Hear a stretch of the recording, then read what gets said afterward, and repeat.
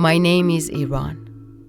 I am imprisoned by the totalitarian Islamic State, bound and beaten for the crimes of dancing, singing, and wanting to live free. I hear my people protesting in the streets. They honor my father, Cyrus the Great, who freed the slaves and declared religious freedom in the world's first Charter of Human Rights. I smell the scent of my 2 sparkling seas, given to me by my Mother Earth, who endowed me with rich natural resources.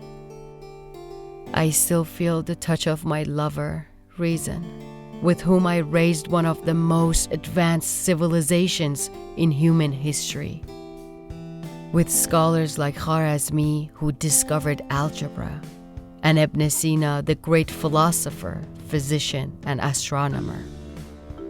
When the Dark Ages covered the West, my children preserved the knowledge of ancient Greece to later seed the Great Enlightenment. My success attracted international recognition, but it also attracted that ancient evil, envy. Patriarchy, who hated women's freedom, socialism, who resented wealth, and the witch doctor, the eternal enemy of reason. They gathered the forces of intolerance to mount a revolution, led by the Muslim fundamentalist Ayatollah Khomeini. Chanting "Death to America, death to Israel," they imposed a totalitarian Islamic republic. They banned singing and dancing, jailed or killed those who resisted, and shrouded all women with the hijab. They took 52 American hostages and kept them in this same prison where I now sit for 444 days until President Ronald Reagan brought them home. They allied with the communist dictators of Soviet Union, developing nuclear bombs.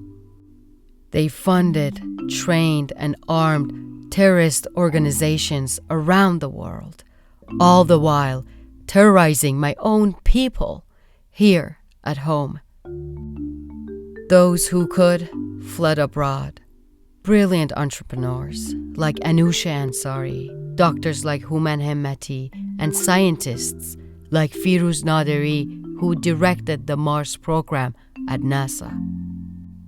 The entire world watched with horror as the Islamic Republic brutalized those who remained. Like 16-year-old Nika Shakarami, who the religious police raped and murdered. Like the 22-year-old Mahsa Amini, who they killed for not wearing her hijab properly.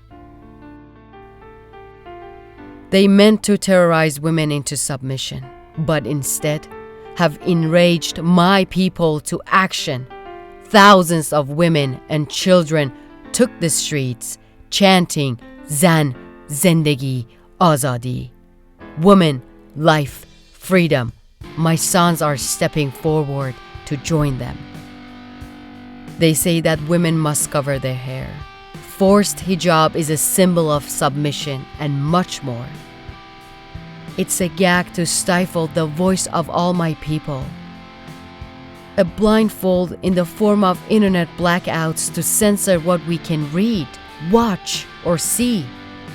Fetters to bind our hands and hearts to prevent us from loving freely, and a noose around the neck of reason to cripple our minds with imposed religious dogma. But we will not submit. We will not be silenced. My people know how easily and quickly freedom can be lost, and how difficult it is to regain. Stand with us in your own streets and never take your freedom for granted.